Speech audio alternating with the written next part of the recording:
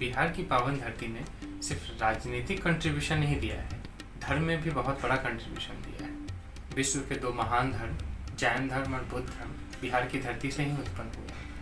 आज हम बात करेंगे उनमें से एक की, वो है जैन धर्म। जैन धर्म हमें मोक्ष का रास्ता दिखाता है और मोक्ष की तरफ जाने के लिए दो चीज़ों पे बहुत जोर डालता है।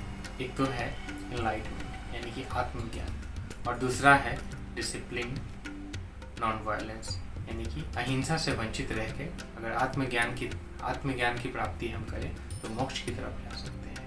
यही कहना है जैन धर्म का। जैन धर्म का ओरिजिन बिहार में हुआ था और इसका ओरिजिन लगभग 6th सेंचुरी BCE में यानी कि 600 ईसा पूर्व में हुआ था। जैन धर्म में जो धार्मिक गुरु होते हैं उनको तीर्थांकर कहा जाता है और ऐसा माना जाता है कि पहले तीर्थांकर जो थे वो उनको ऋषभनाथ यानी कि भगवान शंकर को पहले तीर्थांकर कहा जाता है। धर्म में टोटल 24 तीर्थांकर आए।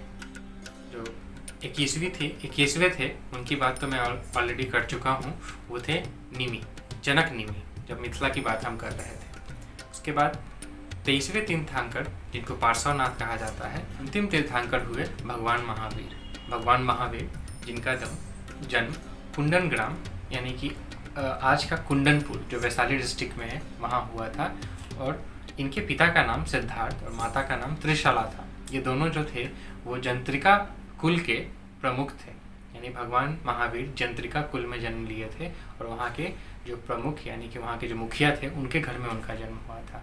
भगवान महावीर जब 30 साल के हुए तो उन्होंने घर त्याग दिया, समाज त्याग दिया और तपस्या करने के लिए चले गए। 12 साल की घनघोर तपस्या के बाद उन्हें एनलाइटमेंट यानी कि आत्मज्ञान की प्राप्ति हुई। जैन धर्म में आत्मज्ञान को कैवल्य कहा जाता है। कैवल्य मतलब सर्वोच्च ज्ञान, the highest knowledge a man can acquire is कैवल्य। तो कैवल्य की प्राप्ति उनको 12 साल बाद यानी कि उनके उम्र के हिसाब से 42वें साल में हुई थी। उसके बाद वो वापस लोगों के बीच लौटे। उन्होंने अपना पहला जो प्रवचन है वो पावापुरी में दिया था और उनकी मृत्यु 72 साल की उम्र में पावापुरी में ही हो गई। पावापुरी बिहार का एक शहर है। जैन धर्म जो है वो भगवान में मानता है, लेकिन सबसे ऊपर भगवान महावीर को रखता है। जैन धर्म वर्ण सिस्टम में भी मानता है, वर्णा सिस्टम जिसमें 4 वर्ण होते हैं, ब्राह्मण, क्षत्रिय, वैश्य और शूद्र, इसमें भी मानता है। लेकिन साथ साथ ये भी कहता है कि अगर कोई व्यक्ति किसी भी वर्ण में जन्म ले रहा है इसका मतलब ये नहीं है कि वो मोक्ष को नहीं प्राप्त कर सकता।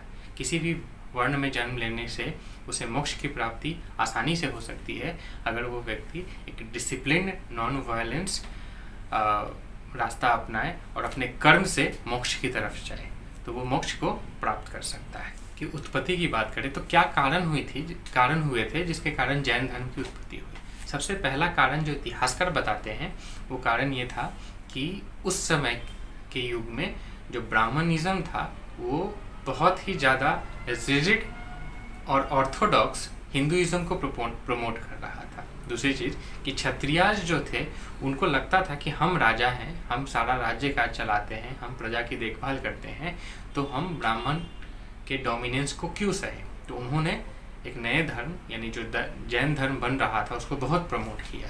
और तीसरी बात जो सबसे इम्पॉर्टेंट बात ये रही कि उसी समय आयरन एज स्टार्ट हुआ, यानी कि लोहे के टूल्स बनना स्टार्ट हो गए, खेती करने के में आसानी होने लगी। अब तो एक खेती बाड़ी की परंपरा स्टार्ट हो गई। खेती बाड़ी की परंपरा स्टार्ट होते ही जो है इकोनॉमी जो है सेल्फ डिपेंडेंट होने लगी, लोगों के पास थोड़े पैसे आने लगे, लोगों के पास धन होने लगा, तो लोगों के पास अब समय बच रहा था। समय बचता था तो वो सोचते थे कि कौन सा धर्म या कौन सी चीज़ें अच्छी हैं, कौन सी चीज़ें बुरी हैं।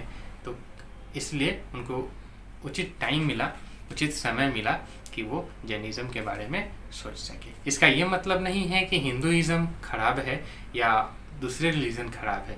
ये लोगों का अपना अपना विचार था जिससे वो किसी को अच्छा मानते थे, किसी को बुरा मानते थे। आज के समय भी कुछ ऐसा ही होता है। ये लोगों का अपना विचार होता है, इसमें कोई किसी के विचार पे हस्तक्षेप नहीं कर सकता। जैन धर्म में 2 फिलॉसफी बहुत ही प्रचलित है, एक है एकांतवाद की और दूसरा है शैववाद की। एकांतवाद कहता है कि अल्टीमेट ट्रूथ जो है वो बहुत कॉम्प्लेक्स होता है, मतलब जो परम सत्य है वो कॉम्प्लेक्स होता है उसको अलग अलग लोग जो हैं अलग अलग रूप में देखते हैं।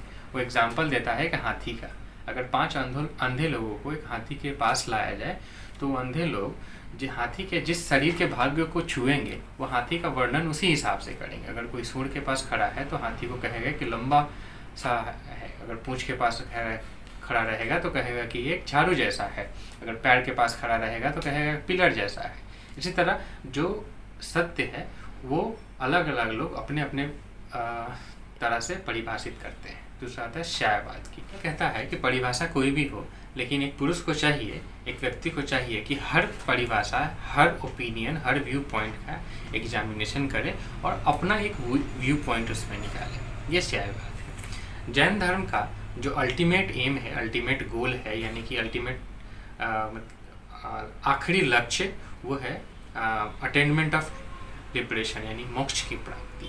और मोक्ष की प्राप्ति के लिए इन जैन धर्म के गुरुओं ने 3 रास्ता बताया है। इसके लिए किसी रिचुअल की ज़रूरत नहीं है, किसी भी रीति रिवाज की ज़रूरत नहीं है। अगर कोई व्यक्ति सिर्फ इन 3 रास्तों को फॉलो करता है तो वो मोक्ष को प्राप्त कर सकता है।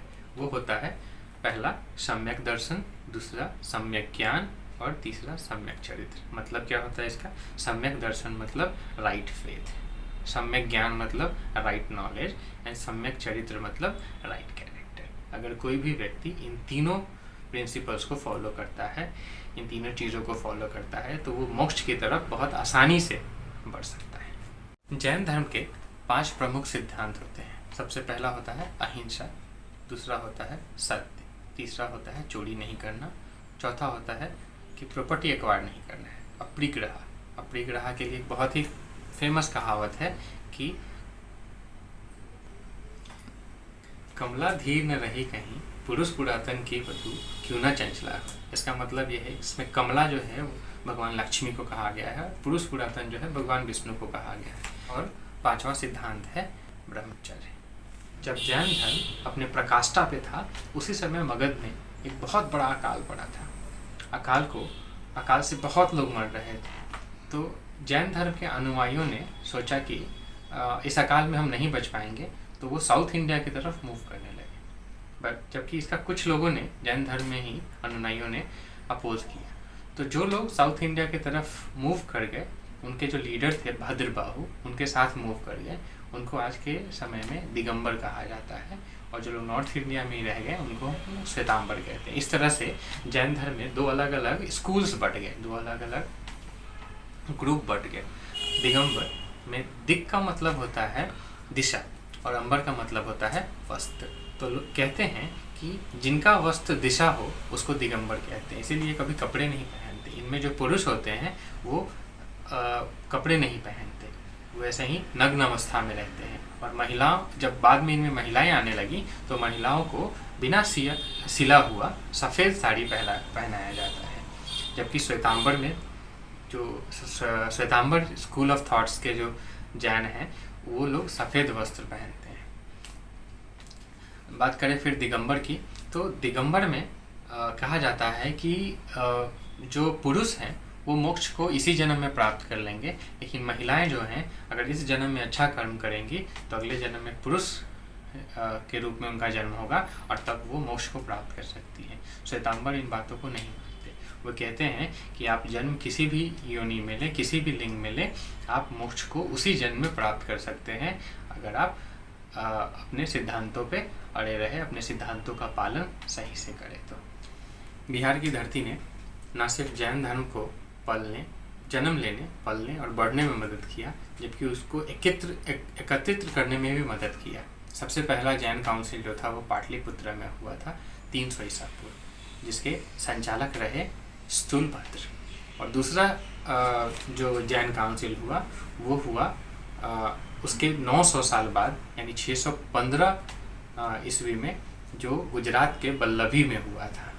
इसमें 12 अंग और 12 उप अंग जो जैन धर्म में हैं इनको संग्रहित किया गया।